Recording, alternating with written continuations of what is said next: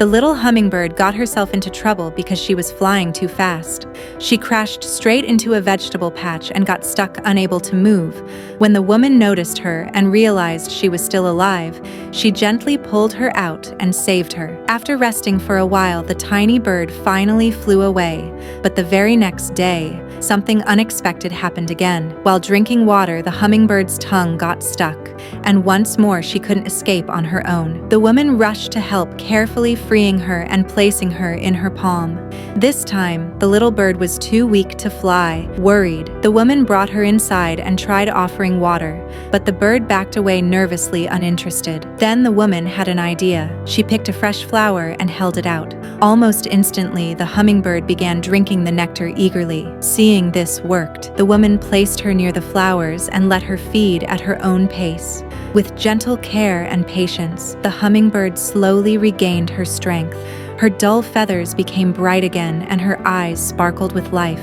Watching her recover day by day filled the woman's heart with relief and happiness. Once the bird was fully healed, the woman and her daughter released her back into nature. But something incredible happened. The hummingbird didn't forget her rescuer. From time to time, she returned to visit the woman, and every time she did, the woman welcomed her with food and kindness. As days passed, their bond grew stronger.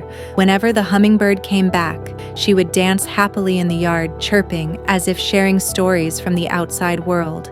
Even the woman's husband grew fond of this special little visitor, always finding new ways to feed her. Slowly, the hummingbird began to feel at home. She even started bringing her companions along. Soon more and more hummingbirds visited the yard, and a single feeder was no longer enough.